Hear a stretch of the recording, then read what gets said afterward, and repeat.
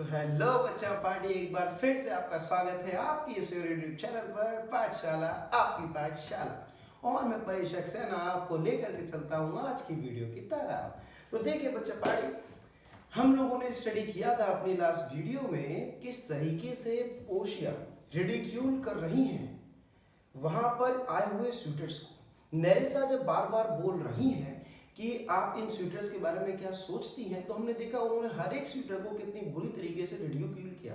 अब उसी तरह से कुछ और हमारे सामने स्टूडेंट्स हैं और आज की वीडियो में हम ये भी देखेंगे कि पोशिया की क्या फीलिंग्स हैं बसैनियों को लेकर के। तो बच्चा पार्टी, आज की वीडियो बहुत इंपॉर्टेंट है और इसको आप आखिरी तक जरूर देखिए। तो चलिए अब शुरू करते हैं। तो देखिए बच्चा पार्टी, सबसे पहले हम लोगों ने शूटर में पढ़ा था नेपोलियन प्रिंस के बारे में। तो नेपोलियन प्रिंस के बारे में वो क्या कहती है कि वो एक कॉल्ट की तरह है, एक अनएक्सपीरियंस्ड इंसान है और उनकी इनएक्सपीरियंस की क्वालिटी जो है वो हमें नजर आती है कि किस तरह से वो हमेशा अपने हॉर्स की बात करते रहते हैं। फिर इसके बाद हम लोगों ने काउंटी पैलेंटाइन के बारे में पढ़ा था। उनके बारे में पोशिया क्या कहती है कि वो इंसान बहुत ही ज्यादा फ्राउन करता है। फिर हमने फ्रेंच लॉर्ड मॉन्जियो लिबॉन के बारे में पढ़ा था, जिसके बारे में बताती है कि उस इंसान की खुद की कोई पर्सनैलिटी नहीं है, वो दूसरों के हिसाब से अपने आप को बदलता ही रहता है और इसीलिए उससे शादी करने का मतलब होगा that I will be marrying 20 husbands. तो उसकी खुद की कोई पर्सनैलिटी नहीं है। फिर उसके बाद हम लोगों ने पढ़ा था फैल्कन ब्रिज के बारे में, जो कि यंग बैरन है फ्रॉम इंग्लैंड। उनके बारे में बोलती है कि उस इंसान को सिर्फ इंग्लिश आती है और पोशिया को इंग्लिश आती नहीं है, तो उनके बीच में कभी कोई कम्युनिकेशन हो ही नहीं पाएगा। तो चलिए बच्चा पार्टी, इसी के साथ हम लोग अपने नेक्स्ट शूटर की तरफ बढ़ते हैं। तो नेरेसा क्या कहती है सामने? Nerissa, what think you of the Scottish lord his neighbour. तो आप एक बात बताइए, जो इंग्लिश बैरन है उनके जो नेबर हैं, आप अगर मैप पर देखिए, वर्ल्ड मैप पर आपके सामने स्क्रीन पर आ भी रहा होगा, आप देख सकते हैं कि इंग्लैंड स्कॉटलैंड के बिल्कुल पास में ही है। आप बोल सकते हैं कि दोनों बाउंड्री शेयर भी करते हैं। तो वो क्या कहते हैं नेरेसा कि आप स्कॉटिश लॉर्ड के बारे में क्या सोचती हैं, उनके बारे में आपके क्या विचार हैं। तो पोशिया क्या कहती है? That he hath a neighborly charity in him, for he borrowed a box of a ear of the Englishman। तो वो कहती हैं कि मुझे ऐसा लगता है कि ये जो स्कॉटिश लॉर्ड हैं, इनके पास, इनके दिल में बहुत ज़्यादा चैरिटी है, इनके अंदर बहुत ज़्यादा चैरिटी है अपने नेबर को लेकर के। क्योंकि जब इंग्लिश मैन ने उनके box of the year means उनको अपने ईयर पे हिट किया, जब इंग्लिश मैन ने उनको हिट किया तो उन्होंने उससे कुछ भी नहीं कहा, and so he would pay him again when he was able. तो स्कॉटिश लॉर्ड ने क्या कहा कि वो उनको पे करेंगे बाद में, जब वो पे कर सकते हैं। देखिए, तो इससे हमको उनकी एक कैपेबिलिटी के बारे में तो पता चलता है कि इंग्लिश मैन के सामने जब वो खड़े नहीं हो पा रहे हैं, जब वो अपने आप को डिफेंड नहीं कर पा रहे हैं, तो वो पोशिया को क्या ही डिफेंड करेंगे और पोशिया के लिए किसी से क्या ही लड़ेंगे। So I think the Frenchman became a surety. और मुझे ऐसा लगता है कि जो फ्रेंचमैन है वो उनकी श्योरिटी बन गए हैं वहां, वो उनके साथ खड़े हैं कि जब कभी भी स्कॉटिश लॉर्ड को बदला लेना होगा तो मैं उनका सपोर्ट करूंगा। एंड सी लंडर फॉर अनदर। और मुझे ऐसा लगता है कि तभी उनके पास एक और उनके ईयर पे हिट करने का मौका उन्होंने दे दिया इंग्लिशमैन को। देखिए बच्चा पार्टी, इतनी सी बात है। अगर हम हिस्ट्री की तरफ देखें, वर्ल्ड हिस्ट्री की तरफ, तो इंग्लिश यानी कि इंग्लैंड और फ्रांस के बीच में हमेशा ही लड़ाई रही। इसीलिए यहाँ पर जो फ्रेंचमैन है वो क्या कहते हैं कि इस इंग्लिशमैन ने आपको मारा है, तो स्कॉटिश लॉर्ड आपको जब कभी भी हेल्प की जरूरत पड़ेगी तो मैं आपके साथ रहूंगा। इन शॉर्ट वो यही बोलना चाह रहे हैं कि स्कॉटिश लॉर्ड को जब दूसरों का हेल्प लेनी पड़ रही है तो वो मेरे लिए क्या ही लड़ेंगे किसी से। सो नेरेसा अब इस पर दूसरे का जिक्र करती हैं। How like you the young German the Duke of Saxony's nephew. तो आप जरा ये बताइए, आपका उनके बारे में क्या ख्याल है जो ड्यूक ऑफ सैक्सोनी है, वो यंग जर्मन जो इंसान आए हैं। Very vilely in the morning. उन्होंने कहा नहीं, वो इंसान बहुत ज्यादा व्लाइल है in the morning, that is he is very bad in the morning and when he is sober, जब वो नॉर्मल होता है, and most vilely in the afternoon when he is drunk, और जब दोपहर के समय वो ड्रिंक कर लेता है तो और ही ज्यादा बुरा हो जाता है। When he is best, और जब वो अपनी बेस्ट में होता है, he is little worse than a man, तब भी वो एक मनुष्य जैसा बिहेव नहीं कर पाता। इट मीन्स वो इंसान कभी नॉर्मल मैंने देखा ही नहीं, हर समय वो अपनी ही उसी बुरी नेचर में रहता है और ड्रिंक करता है। So and when he is worst he is little better than a beast, और जब वो अपने वर्स्ट में होता है तो ऐसा लगता है कि हम किसी बीस्ट को देख रहे हैं, किसी राक्षस को देख रहे हैं। सो हम इसी समझ सकते हैं, पोर्शिया कह रही है, हम इसी समझ सकते हैं कि वो इंसान कहलाने के लायक ही नहीं है। And the worst fall that ever fell, I hope I shall make shift to go without him. और मेरे साथ कितना ही बुरा क्यों ना हो जाए, बुरे से बुराई क्यों ना हो जाए, लेकिन मैं यंग जर्मन के साथ शादी नहीं कर सकती। ओके, इस बात पर नेरिसा कहती है, if he should offer to choose and choose the right casket, अगर आप मुझे ये बताइए, अगर वो चूज करना चाहे और अगर वो राइट कास्केट को चूज कर ले, अगर वो चूज करने वाला हो या चूज कर ले, you should refuse to perform your father's will. और अगर आप ऐसे ही मना करेंगे तो इसका मतलब तो ये होगा कि आप अपने फादर के विल के खिलाफ जा रही हैं। If you should refuse to accept him, तो पोर्शिया क्या कहती है, देयरफॉर, तो इसीलिए, for fear of the worst, कहीं मेरे साथ बुरा ना हो जाए, आई प्रे थी, मैं तुमसे रिक्वेस्ट करती हूँ Nerissa, set a deep glass of Rhenish wine on the contrary casket, कि जैसे ही वो राइट कास्केट चूज करने वाला हो, बच्चा पार्टी वेरी इंपॉर्टेंट, कि जैसे ही वो राइट कास्केट चूज करने वाला हो, उसके कॉन्ट्ररी, उसके दूसरी कास्केट के सामने रेनिश वाइन रख देना, तो वो उसी कास्केट को चूज कर लेगा और मैं बच जाऊंगी। For if the devil be with in and the temptation without, I know he will choose it, और जैसा कि मुझे उसके बारे में पता है कि उसके अंदर कितना टेम्पटेशन है, लालच है वाइन को लेकर के, वो उस रॉन्ग कास्केट को ही चूज करेगा। I will do anything Nerissa, I will marry to a sponge, मैं कुछ भी करने के लिए तैयार हूँ नेरिसा, लेकिन मैं इस स्पॉन्ज से शादी नहीं कर सकती। स्पॉन्ज को क्यों बोल रही है, जो ड्रिंक पे ड्रिंक किए जा रहा है, मैं इस ड्रंक कार्ड से शादी नहीं कर सकती नेरिसा। अब देखिए यहाँ पर से हमारे जितने भी शूटर्स थे वो कंप्लीट हो चुके हैं। बच्चा पार्टी हमने अपने 4 शूटर्स पहले पढ़े थे और बाद में हमने अपने 2 शूटर और पढ़े, तो टोटल हमने 6 शूटर्स के बारे में सीखा। ये बहुत इंपॉर्टेंट है हमारे बोर्ड्स के लिए।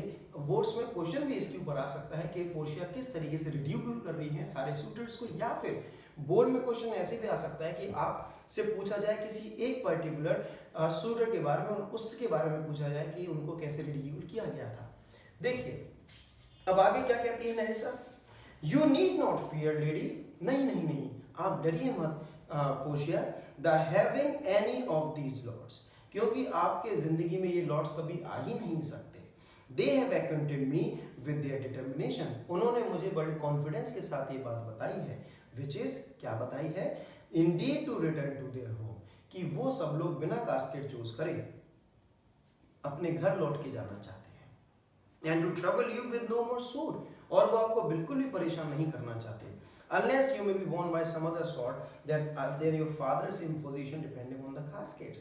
और वो ये पूछ रहे थे, बस ये जानना चाह रहे थे कि जब तक इन कास्केट के इस गैम्बल को छोड़ करके जब तक कोई और रास्ता नहीं मिल जाता आपको हासिल करने का, तब तक वो आपको हासिल करने नहीं आएंगे। तो इसीलिए वो घबरा गए थे कास्केट के इस गेम से। तो बच्चा पार्टी अभी हमारे सामने कास्केट की पूरी जो प्रोसीडिंग्स हैं या फिर जो उनकी एनलिस्टिंग है वो नहीं आई है, यानी कि कास्केट के साथ क्या क्या चीज़ें थी, क्या कंडीशंस थी, टर्म्स एंड कंडीशंस क्या थी, हमें अभी नहीं पता है। धीरे धीरे हमको स्टोरी में पता चलेगा कि वो क्यों घबरा गए थे कास्केट के बारे में, या रॉन्ग कास्केट अगर चूज कर ली तो क्या होगा। So Portia, if I live to be as old as Sibylla, I will die as chaste as Diana, unless I be obtained by the manner of my father's will. मुझे तो ऐसा लगता है कि ये फादर की जो विल है मेरी, ये मेरा पीछा कभी भी नहीं छोड़ेगी। मुझे ऐसा लगता है कि मैं चाहे सैबिलिया जैसा भी ओल्ड हो जाऊंगी, उसके बाद भी मैं हमेशा के लिए अनमैरिड ही रहूंगी डायना की तरह। तो यहाँ पर वो जिक्र कर रहे हैं रोमन मिथ का, साइबिला को लेकर के या फिर डायना को लेकर के। डायना जो गॉडेस थी वर्जिनिटी को, क्या बोलना चाह रही है कि मुझे ऐसा लगता है कि फादर की विल की वजह से मैं जब साइबिला जैसी ओल्ड हो जाऊंगी, इतनी बुजुर्ग हो जाऊंगी, उसके बाद भी मैं अनमैरिड ही रहूंगी। Unless I be obtained by the manner of my father's will, and I am glad this parcel of wooers are so reasonable. लेकिन मुझे इस बात की खुशी है कि ये जो शूटर्स यहाँ पर आए थे वूअर्स, वो मुझे बिना वो करे, बिना ही परेशान करे, बिना कास्केट चूज करे जा रहे हैं। मुझे इसी बात की खुशी है कि कम से कम वो इतने रीजनेबल तो हैं कि वो मुझसे बिना ही परेशान किए यहाँ से जा रहे हैं। For there is not one among them, but I dote on his very absence. क्योंकि इन 6 में से ये जो 6 शूटर्स हैं, इनमें से कोई भी ऐसा नहीं है मैं जिसको पसंद करती हूँ। And I pray God grant them a fair departure, और इसलिए मैं गॉड से प्रार्थना करती हूँ that God give them a fair departure, कि भगवान जब ये जा रहे हैं इनका ध्यान। तो देखिए बच्चा पार्टी, हमने यहाँ से क्या देखा कि पोर्शिया बहुत ज्यादा खुश है कि सारे व्यूअर्स जा रहे हैं, सारे शूटर्स जा रहे हैं और उन्होंने कास्केट चूज नहीं करी है। तभी हमारे सामने बच्चा पार्टी जिक्र होता है बसेनियो का। तो देखिएगा यहाँ से हमको पता चलेगा कि पोर्शिया के विचार क्या थे बसेनियो को लेकर के। नेरिसा, do you not remember, lady, in your father's time, a Venetian scholar and a soldier that came hither in company of the Marquis of Montferrat? क्या आपको याद है मैडम कि आपके फादर के टाइम पर एक वेनिशियन आए थे जो कि एक तो स्कॉलर थे बहुत बड़े और उसके साथ ही साथ वो एक सोल्जर भी थे। आपको याद है जो यहाँ पर आए थे कंपनी में मॉर्क्विस मॉन्टफेराट के? Portia, oh yes yes yes, हाँ मुझे याद है वो इंसान, वो वेनिशियन मुझे याद है। इट वॉज बसेनियो, आई थिंक, मुझे ऐसा लगता है कि उनका नाम बसेनियो था। सो वॉज ही कॉल्ड, शायद उनको बसेनियो बोला जाता था। देखिए कि कितने लंबे समय पहले वो एक बारी मिली थी बस बसेनियो से और अभी तक उनको बसेनियो का नाम याद था। इट मीन्स कि वो कहीं ना कहीं तो अपने दिल में उनके लिए फीलिंग्स रखती थी। नेरिसा, ट्रू मैडम, बिल्कुल सही कहा आपने मैडम, उनका नाम बसेनियो ही तो था। Of all the man that ever my foolish eyes looked upon, मैंने आज तक जितने भी मैन अपनी इन आंखों से देखे हैं, was the best deserving a fair lady, तो मुझे लगता है कि आपके जैसी फेयर लेडी के लिए वो सबसे डिजर्विंग इंसान थे। उनसे अच्छी आपके साथ और किसी की जोड़ी लगी नहीं सकती। Portia, I remember him well, मुझे वो इंसान अच्छी तरह याद है नेरिसा। And I remember him worthy of दाय प्रेज, और मुझे इतनी अच्छी तरह याद है वो इंसान कि मुझे दिख रहा है कि तुम जो उनकी तारीफ कर रही हो बिल्कुल सही है, वो वाकई में बहुत वर्दी, और मुझे उम्मीद है कि शायद वो यहाँ पर आएंगे। तो हम लोग देख सकते हैं बच्चा पार्टी कि पोर्शिया इंटरेस्टेड है बसेनियो में। एंटर अ सर्वेंट, तभी वहां पर सर्वेंट आ जाते हैं। हाँ माँ, व्हाट न्यूज, तो पोर्शिया उनसे पूछती, हाँ भाई क्या खबर लाए हो? Servant, the 4 strangers seek for you, ma'am वो जो 4 शूटर हैं यहाँ पर आए हुए वो आपको बुला रही हैं। देखिए यहाँ पर बच्चा पार्टी, शेक्सपियर ने जब इस ड्रामा को लिखा तो उन्होंने यहाँ पर 6 शूटर्स के 4 शूटर्स लिख दिए। इसके पीछे काफ़ी ज़्यादा हम देख सकते हैं, हमारे सामने इसमें अभी आपके सामने स्क्रीन पर इसके ऊपर काफ़ी सारे एक्सप्लेनेशंस भी दिए गए हैं। जैसे नंबर 1 में शेक्सपियर को ऐसा माना जाता है कि शेक्सपियर भूल गए थे कि 6 शूटर्स हैं, 4 शूटर्स नहीं हैं। सेकंड पॉइंट पर ऐसा भी बोला जा सकता है कि स्कॉटिश और इंग्लिश जो हैं वो एक ही में वो बाद में ऐड किए गए थे ऑडियंस को एम्यूज करने के लिए, थोड़ा और ज़्यादा बेटर करने के लिए सीन हो। एंड फिर हमारा तीसरा सीन है, पॉइंट है इसमें कि जो सर्वेंट्स थे वो बाकी के जो 2 शूटर्स थे उनको डिसरिगार्ड कर रहे थे क्योंकि उनको वो सही नहीं लगते थे। इसीलिए तो इसलिए जो सर्वेंट थे वो ये कह रहा है वहाँ पर कि सिर्फ और सिर्फ 4 ही स्ट्रेंजर्स हैं, यानी कि 4 ही शूटर्स हैं। Servant, the 4 strangers seek for you madam to take their leave, so ma'am वो चारों स्ट्रेंजर्स, वो चारों व्यूअर्स आपको बुला रहे हैं क्योंकि वो अलविदा लेना चाहते हैं आपसे। And there is a forerunner come from a 5th, और एक 5वें शूटर से एक मैसेंजर आया है मैडम, एक और यहाँ पर शूटर आने वाले हैं। The Prince of Morocco, Prince of Morocco बहुत इंपॉर्टेंट है बच्चा party. The Prince of Morocco, madam Prince of Morocco आने वाले हैं और उन्होंने अपने मैसेंजर को भेजा है। Who brings forth the prince, his master will be here tonight, और जो अपने साथ शब्द कुछ लेकर के आए हैं, नोटिस लेके आए हैं कि उनके प्रिंस, दैट इज उनके मास्टर प्रिंस ऑफ मोरक्को आज की रात यहाँ पर आ जाएंगे आपकी कास्केट चूज करने के लिए। पोर्शिया अपना सर पकड़ लेती हैं कि भैया एक जा नहीं रहा और दूसरा आ जा रहा है।